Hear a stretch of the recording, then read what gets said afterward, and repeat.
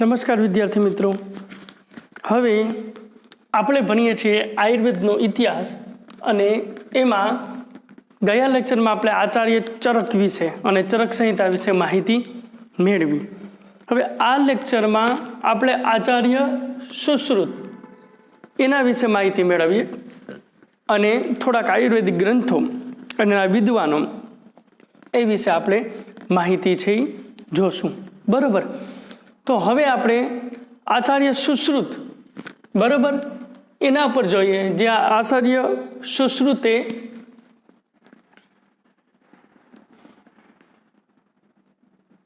સુશ્રુત સંહિતા નામનો આયુર્વેદિક શ્રેષ્ઠ ગ્રંથ છે એની રચના કરી. તો ગયા લેક્ચરમાં મેં તમને કીધું હતું એ જ વસ્તુ આ લેક્ચરમાં થોડુંક કહેવાનું છે કે આયુર્વેદિકનું જ્ઞાન આપણે જોયું કે એની ઉત્પત્તિ કઈ રીતે થઈ, એની વ્યાખ્યા કેની પાસેથી પહેલાં કેની પાસે આવ્યું, પછી એની પાસેથી ક્યાં આવ્યું, એની પાસેથી ક્યાં આવ્યું, એ આપણું ઉદ્ગમ સ્થાન એ જોયું આપણે આયુર્વેદિકનું. તો એ આયુર્વેદનું જ્ઞાન જ્યારે ધરતી પર આવ્યું ઋષિમુનિઓ પાસે, તો મેન આ ત્રણ પાસે ભરદ્વાજ, ધન્વંતરી અને કાશ્યપ. ભરદ્વાજે એ આયુર્વેદિક જ્ઞાનનો ડિટેલમાં અભ્યાસ કર્યો અને એની સાધના કરી અને એના ઉપર તેને કાય ચિકિત્સા એટલે શરીરી વિજ્ઞાન નામનો એ ગ્રંથ બનાવ્યો. કાય ચિકિત્સા જેને શરીર વિજ્ઞાન, જેને આપણે મેડિસિન કહીએ છીએ, બરાબર, એટલે શરીરી વિજ્ઞાન. અને ધન્વંતરી એને આયુર્વેદિક જ્ઞાનનો અભ્યાસ કર્યો અને શૈલ્ય ચિકિત્સા તબીબી વિજ્ઞાન જેને આપણે સર્જરી કહીએ છીએ, બરાબર એ. અને કાશ્યપે અભ્યાસ કર્યો અને બાલ ચિકિત્સા કૌમાર્ય ભૃત્ય જેને આપણે એ અત્યારના સમયમાં પીડિયાટ્રિસ્ટ એટલે બાળકોના ડૉક્ટર એ કહીએ છીએ. તો એમાં કાય ચિકિત્સા શરીરી વિજ્ઞાન એનો ચરક ઋષિએ અભ્યાસ કરી અને જે ગ્રંથ બનાવ્યો એ ચરક સંહિતા, એ આપણે ગયા લેક્ચરમાં જોયું. એવી જ રીતે ધન્વંતરીએ શૈલ્ય ચિકિત્સા એટલે તબીબી વિજ્ઞાન એટલે સર્જરી, બરાબર. તો એ સર્જરી એમાં સુશ્રુત ઋષિએ એનો ડિટેલપૂર્વક અભ્યાસ કરી અને એના ઉપરથી જે ગ્રંથ બનાવ્યો એ સુશ્રુત સંહિતા.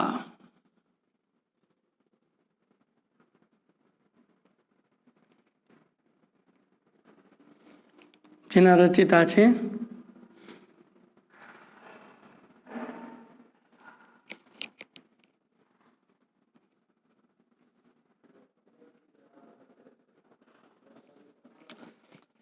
સુશ્રુત ઋષિ અથવા તો આચાર્ય સુશ્રુત, બરાબર, જેને આપણે એ તબીબી વિજ્ઞાન કહીએ છીએ,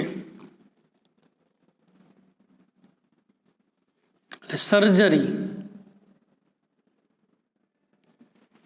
બરાબર. તો એ આ એ ગ્રંથ છે. તો એની આપણે માહિતી મેળવીએ કે ચરક ઋષિની જેમ જ આચાર્ય સુશ્રુતના જીવનને લગતી કોઈ વ્યક્તિગત માહિતી સ્પષ્ટપણે આપને મળતી નથી, બરાબર. પરંતુ સુશ્રુત સંહિતાના રચયિતા તરીકે એમની પ્રસિદ્ધિ આચાર્ય પાણિની અને પતંજલિ જેવા વૈયાકરણોના ગ્રંથમાં પણ એ આચાર્ય સુશ્રુતનો ઉલ્લેખ છે. વિચાર કરો કે પાણિની ગ્રંથ છે, પાણિની મુનિએ લખ્યો વ્યાકરણનો ગ્રંથ, પાણિની એ મુનિનું નામ છે, એને જે વ્યાકરણનો ગ્રંથ લખ્યો અષ્ટાધ્યાય, એની અંદર પણ સુશ્રુત ઋષિનું વર્ણન છે. અને પતંજલિએ જે યોગ સૂત્ર લખ્યા, બરાબર, અથવા તો મહાભાષ્ય લખ્યું, એમાં પણ સુશ્રુત ઋષિનો ઉલ્લેખ છે. તો એનો મિનિંગ કે પાણિની અને પતંજલિ પહેલા ચરક ઋષિ સુશ્રુત ઋષિ છે એ થઈ ગયા હોવા જોઈએ, બરાબર. તો આવા યોગ્ય મુદ્દા એ નોંધી લેવા કે ભાઈ પાણિની અને પતંજલિ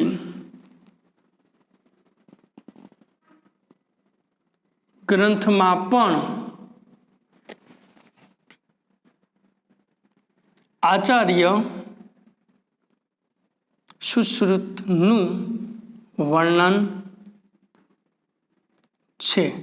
પાણિની અને પતંજલિએ જે ગ્રંથો લખ્યા એ ગ્રંથમાં પણ એ આચાર્ય સુશ્રુતનું વર્ણન છે. તો એને આધારે ઘણા વિદ્વાનો એવું કહે છે કે સુશ્રુત છે ઈસવીસન પૂર્વે 7મી સદી પહેલા થઈ ગયા છે. એને આધારે એવું મનાય કે આચાર્ય સુશ્રુત છે એ ઈસવીસન પૂર્વે 7મી સદીમાં થયેલા હોવા જોઈએ. એટલે આચાર્ય આ પતંજલિ અને પાણીની એ પોતાના ગ્રંથમાં સુશ્રુતનું વર્ણન કરેલું છે. એને આધારે એવું માનવામાં આવે કે આચાર્ય સુશ્રુત છે ઈસવીસન પૂર્વે 7મી સદીમાં થયેલા હોવા જોઈએ. બરોબર. અને આપણે આગળ જોઈએ કે આ જે સુશ્રુત ઋષિ છે, બરાબર, જેને એ સુશ્રુત સંહિતા લખી છે, એમાં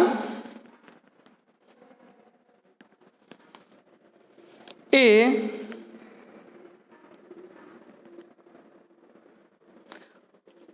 કાશીપતિ દિવોદાસે કરેલું.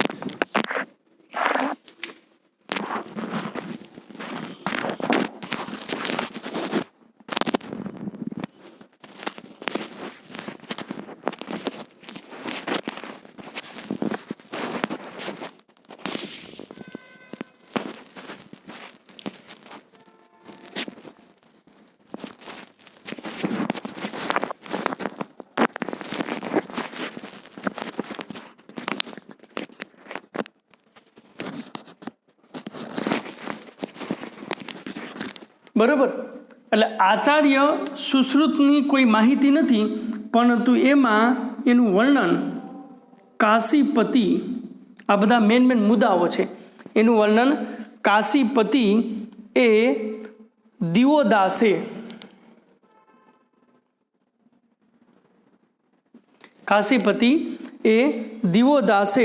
એનું વર્ણન કરેલું છે.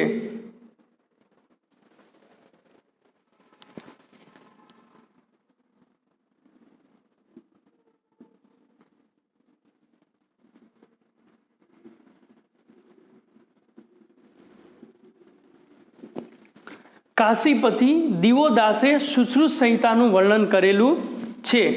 બરાબર. એટલે કે પાણીની અને પતંજલિએ પોતાના મેન મહાન ગ્રંથો છે એમાં સુશ્રુત ઋષિનું નામ છે એ લખેલું છે, એનું વર્ણન છે.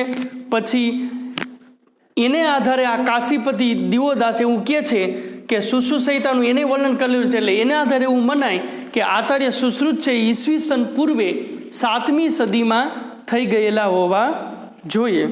બરોબર. અને આગળ વધીએ આપણે. એવું કહેવાય છે, અને આ દિવોદાસ છે,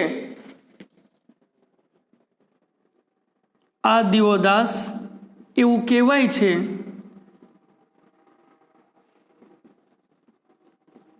કે તે ધન્વંતરીનો અવતાર હતા. આ દિવોદાસ એવું કહેવાય છે કે તે ધન્વંતરીનો અવતાર હતા અને સુશ્રુત વિશ્વામિત્રના પુત્ર હતા.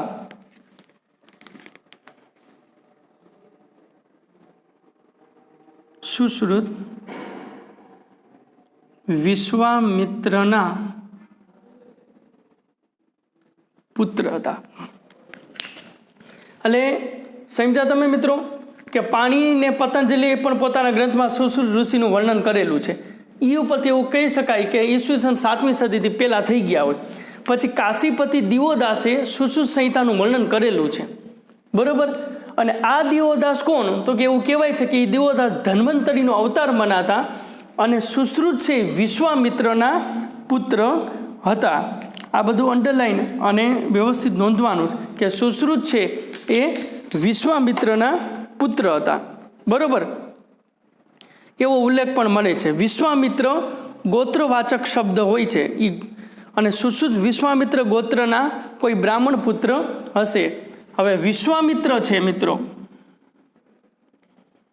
એ બ્રાહ્મણમાં ગોત્ર હોય અને વિશ્વામિત્ર એક ઋષિ છે, તો ઋષિના નામ ઉપરથી ને ગોત્રના નામ પડ્યા અને ગોત્ર બ્રાહ્મણમાં જ હોય, બીજે ન હોય. તો એના ઉપરથી એવું કહી શકાય કે સુશ્રુત છે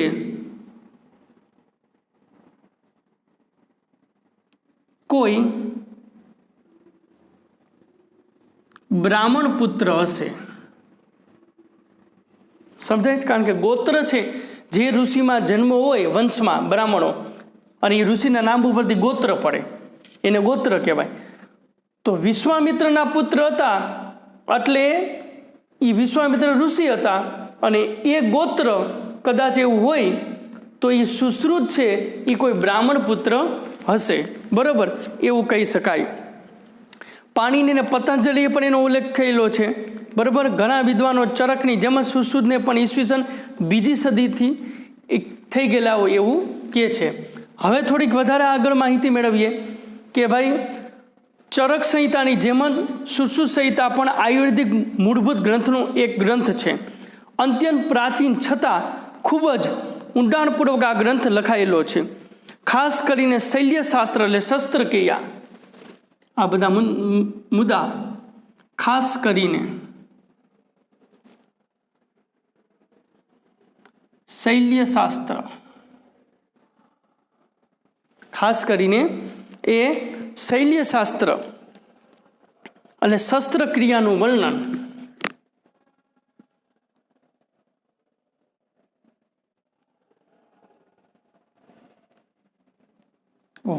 આમાં છે. શસ્ત્રક્રિયા જેને આપણે સર્જરી કહે છે એનું વર્ણન આમાં આપેલું છે. બરાબર, કઈ કઈ રીતે કે ઘા રૂઝાવાન તથા સીવી લેવાના ઉપાયો.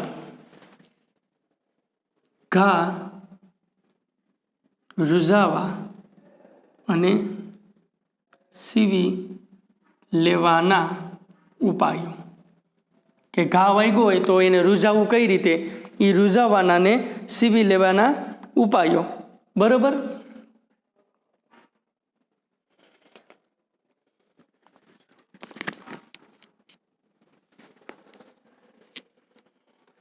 અને પછી આગળ જોઈએ કે યંત્રો, શસ્ત્રો અને દૂષિત લોહી ચૂસી લેવા. યંત્રો, શસ્ત્રો અને દૂષિત એટલે ખરાબ, દૂષિત લોહી ચૂસી લેવા માટે જડો, દૂષિત લોહી છે એ ચૂસી લેવા માટે એ જડો જેવા પ્રાણીનો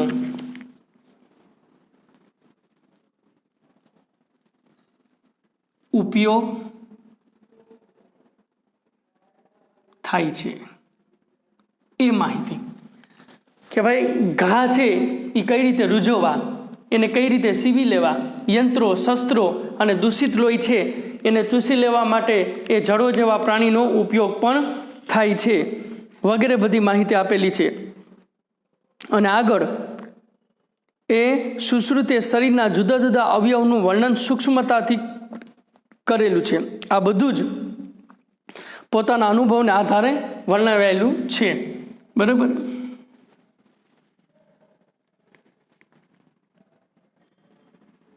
શરીરના જુદા જુદા ભાગોનું વર્ણન બહુ જ સચોટ અને સૂક્ષ્મતાથી કરેલું છે. જુદા જુદા શરીરના ભાગોનું વર્ણન એ બહુ જ સચોટ ને સૂક્ષ્મતાથી કરેલું છે. બરાબર, અને ટૂંકમાં કહી શકાય કે ચરક અને સુશ્રુત એકબીજાના પૂરક છે. ચરક છે એ કાય ચિકિત્સા જેને આપણે મેડિસિન કહીએ છીએ, અને બીજું છે શૈલ્ય ચિકિત્સા જેને આપણે સર્જરીના નિષ્ણાતો કહીએ છીએ. આ બંને સિદ્ધાંતો આયુર્વેદ જ્ઞાનના મૂલાધાર છે. બરાબર, અને હવે આ ચરક સંહિતા છે મિત્રો, એની આ સુશ્રુત સંહિતા એ સુશ્રુત સંહિતા પણ આયુર્વેદના મૂળભૂત ગ્રંથોનો એક ગ્રંથ છે અને આમાં 5 વિભાગોનું વર્ણન છે. સુશ્રુત સંહિતા છે એની અંદર 5 વિભાગો છે જે નીચે મુજબ છે. એમાં પહેલો વિભાગ છે, આમાં લખેલું છે સૂત્ર સ્થાન.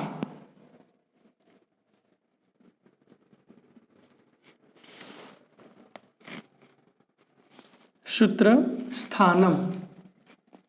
બીજો વિભાગ છે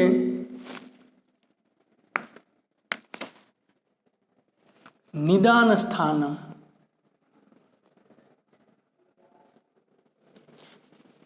અને ત્રીજો વિભાગ છે શારીર સ્થાનમ.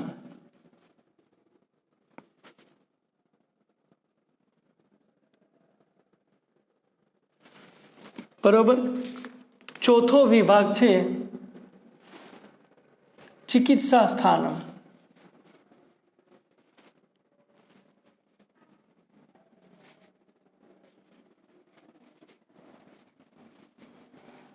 અને પાંચમો વિભાગ છે કલ્પસ્થાનમ.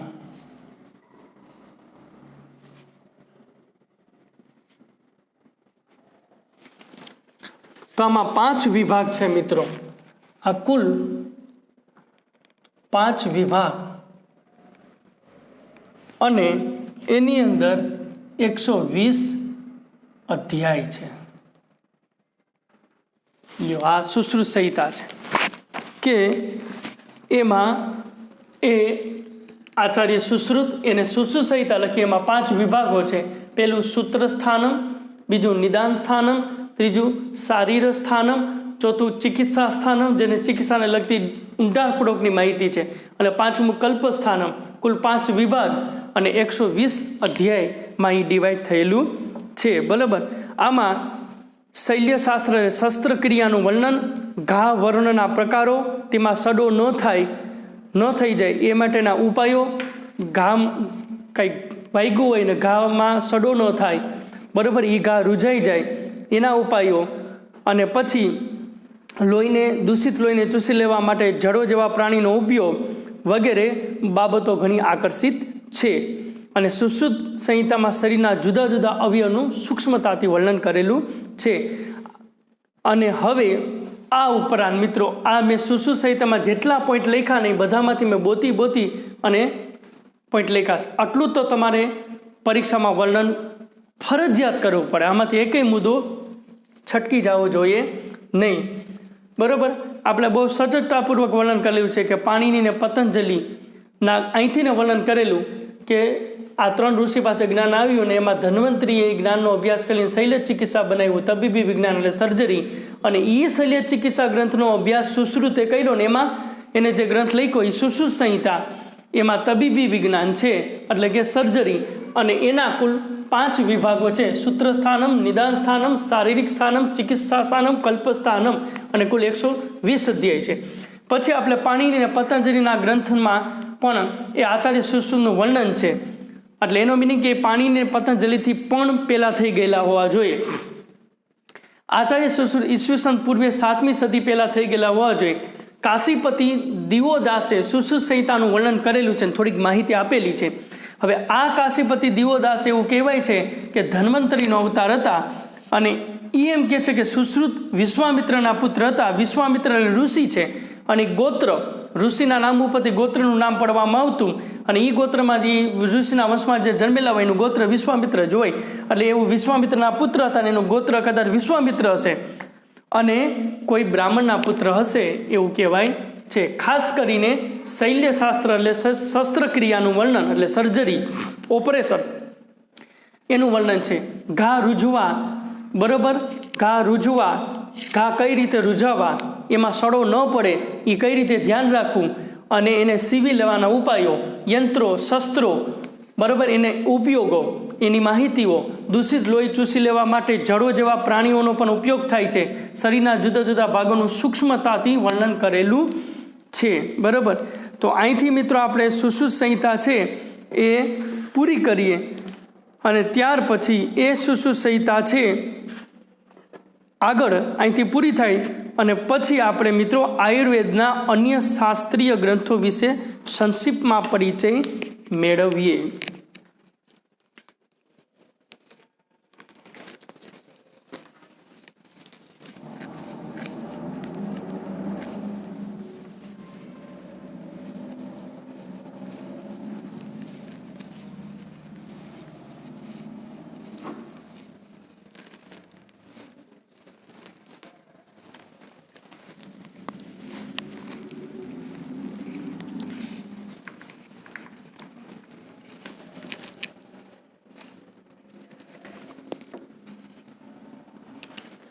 હવે આયુર્વેદના અન્ય શાસ્ત્રીય ગ્રંથો.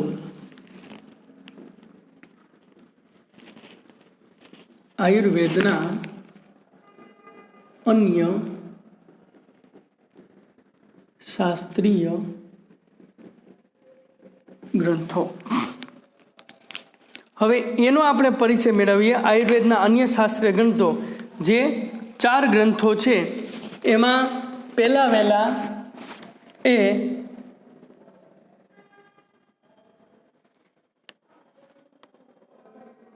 અષ્ટાંગ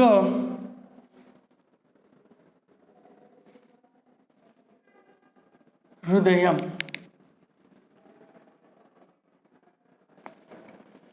અષ્ટાંગ હૃદયમ નામના ગ્રંથના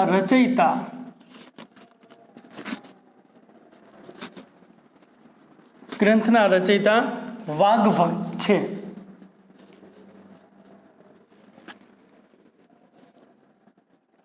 છે. અને ઈસવીસન 5મી કે 6ઠી શતાબ્દીમાં તે થઈ ગયેલા છે. 5મી કે 6ઠી શતાબ્દીમાં થઈ ગયા છે. બરોબર. હવે આયુર્વેદના અન્ય શાસ્ત્રીય ગ્રંથો કે અષ્ટાંગ હૃદયમ 8 અંગો જે હૃદય સમાન છે એ નામના ગ્રંથના રચયિતા વાગ્ભટ છે. બરોબર. આની પહેલાના વર્ષમાં MCQ તરીકે પૂછાણું હતું કે અષ્ટાંગ હૃદયમ એના રચયિતા કોણ છે, તો કે વાગ્ભટ. પછી આ યાદ રાખવાનું, 3 પૂછાય. કા એક ગ્રંથનું નામ પૂછાય, પછી એના રચયિતા પૂછાય અને પછી એની સદી પૂછાય કે કઈ સદીમાં થઈ ગયેલા. આ 3 જ પૂછાય કે 5મી કે 6ઠી સદીમાં થઈ ગયેલા છે. અને આ 4 ગ્રંથમાં તમારે 3 જ વસ્તુ યાદ રાખવાની. ગ્રંથ, એના કરતા અને એ કઈ સદીમાં થઈ ગયેલા. બીજું છે માધવ નિદાનમ.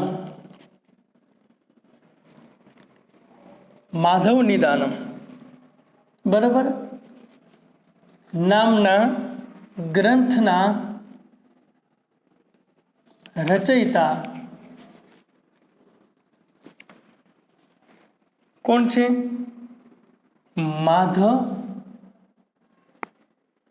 માધવકર છે. તેમનો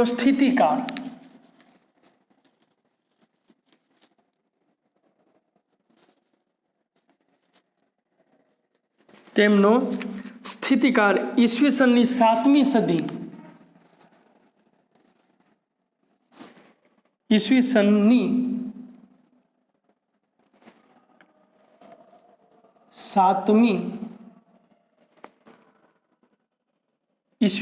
7મી શતાબ્દી છે.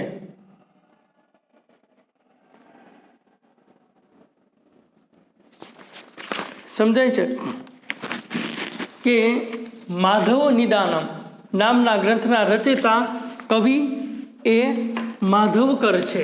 3 વસ્તુ યાદ રાખવાની. આ ગ્રંથનું નામ, પછી એના કવિનું નામ માધવકર અને એનો સ્થિતિકાળ ઈસવીસન 7મી શતાબ્દી છે. બરોબર.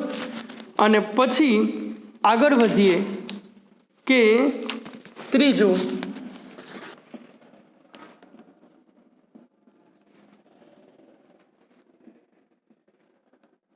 सांगधर संहिता, सांगधर संहिता,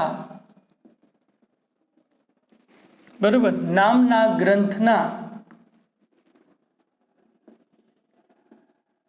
ગ્રંથના રચયિતા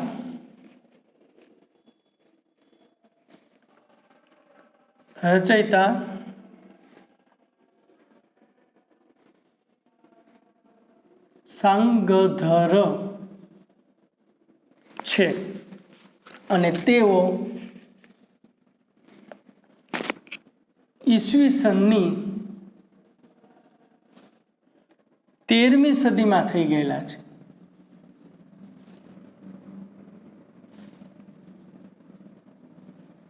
સદીમાં થઈ ગયા છે. લ્યો, સાંગર સંહિતા નામના ગ્રંથના રચયિતા સાંગરધર છે. તેઓ ઈસવીસનની 13મી સદીમાં, આટલું યાદ રાખવાનું, આ કૃતિ સાંગરધર સંહિતા એના કરતા સાંગરધર અને ઈસવીસન 13મી સદીમાં થઈ ગયેલા છે. અને પછી આપણે જોઈએ ચોથું ભાવ પ્રકાશ, જે અગત્યનું છે.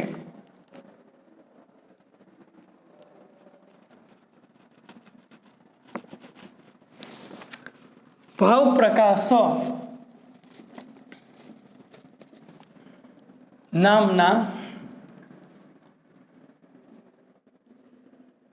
એક આચાર્યએ ભાવ પ્રકાશ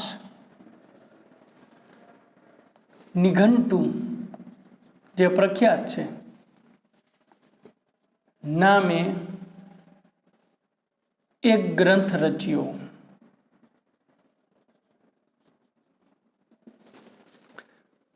એક ગ્રંથ રચ્યો છે અને તેઓ ઈસવીસનની 16મી શતાબ્દીમાં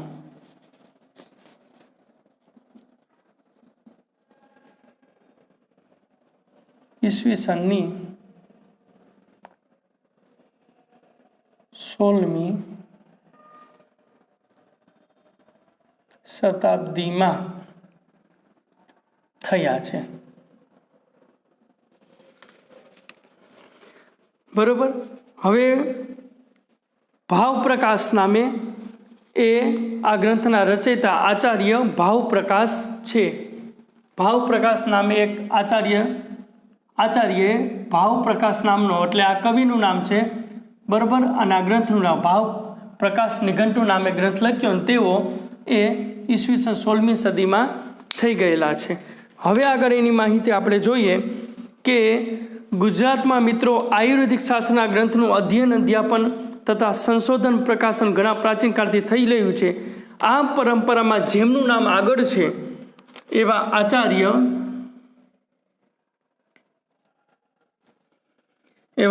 આચાર્ય જાદવજી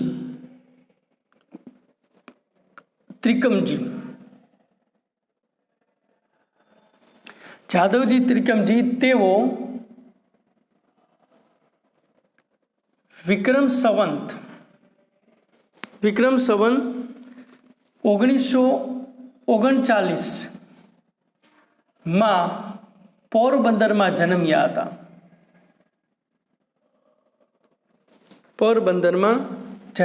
હતા.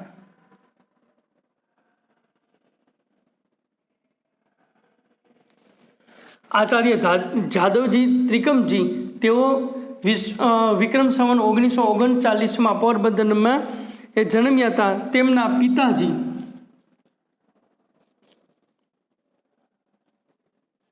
તેમના પિતાજી ત્રિકમજી રાજવેદ,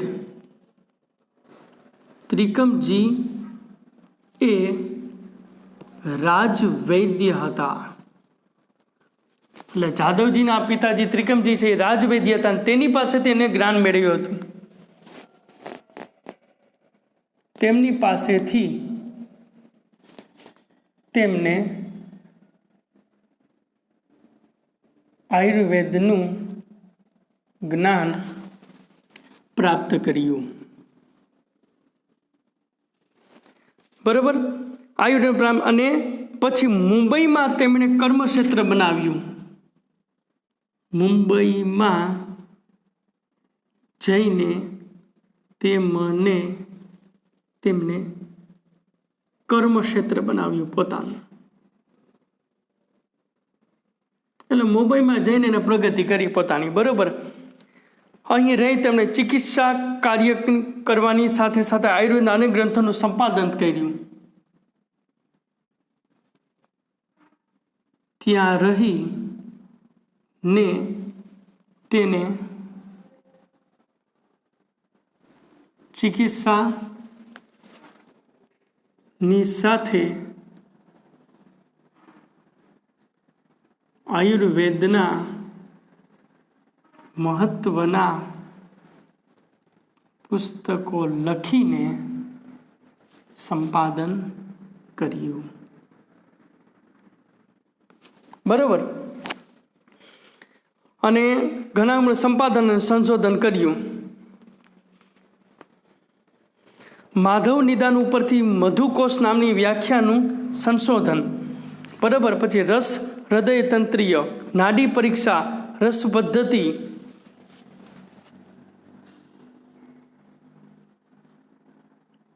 માધવ નિદાન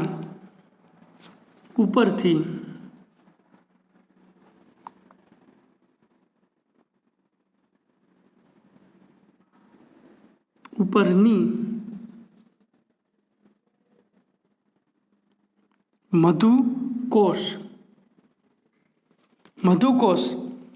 નામની વ્યાખ્યાનું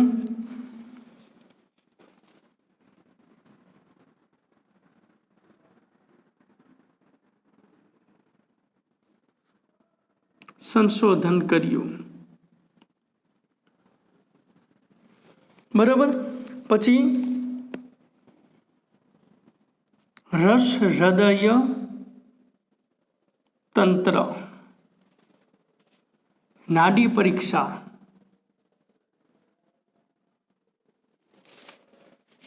રસ પદ્ધતિ વગેરે જેવા ગ્રંથોનું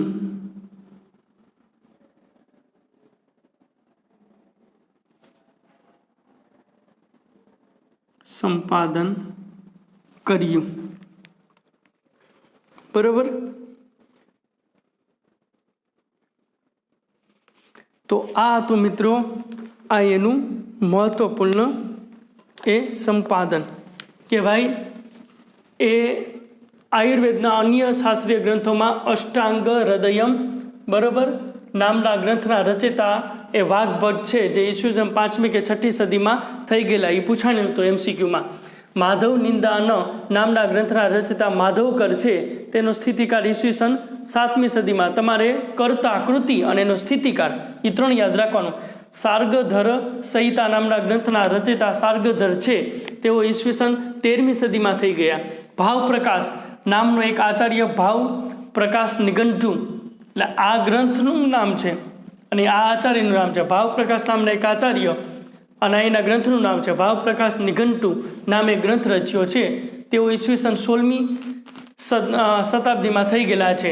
આચાર્ય જાદવજી ત્રિકમજી, તેઓ વિક્રમ સંવત 1939માં એ પોરબંદરમાં જન્મ્યા. તેમના પિતાજી ત્રિકમજી એક રાજવૈદ્ય હતા અને આ જાદવજીએ તેમના પિતાજી પાસેથી એ આયુર્વેદનું ઊંડાણપૂર્વક જ્ઞાન છે એનો અભ્યાસ કર્યો અને પ્રાપ્ત કર્યું. અને પછી મુંબઈમાં જઈ અને તેમને મુંબઈ નગરીને પોતાનું કર્મક્ષેત્ર બનાવ્યું અને એ ચિકિત્સાલય ખોલ્યું અને સારવાર કરવા લાગ્યા. એ સાથે સાથે આયુર્વેદના મહત્વના એવા ઘણા બધા પુસ્તકો છે, એના ઉપર એને સંપાદન અને ભાષ્ય પણ લખેલા છે. માધવ નિદાન ઉપરથી મધુકોશ નામની વ્યાખ્યાનું સંશોધન કર્યું. રસ હૃદયતંત્ર, નાડી પરીક્ષા, રસ પદ્ધતિ જેવા અનેક મૂલ્યવાન અને અગત્યના ગ્રંથો છે એનું સંપાદન કરેલું છે. બરાબર. તો અહીંથી ને મિત્રો આપણે એ સુશ્રુત અને છેલ્લે આપણે આયુર્વેદના અન્ય શાસ્ત્રીય ગ્રંથો એની માહિતી આપણે પૂરી કરીએ. અને છેલ્લું હવે રહ્યું ખગોળશાસ્ત્ર. એ ખગોળશાસ્ત્ર પૂરું થાય એટલે આપણે અહીંયા આયુર્વેદિક શાસ્ત્રનો ત્રીજો વિભાગ પૂરો, છેલ્લો વ્યાકરણ બાકી રહીએ. અહીંથી આપણે પૂરું કરીએ અને ખગોળશાસ્ત્ર નેક્સ્ટ લેક્ચરમાં જોશું. અસ્તુ.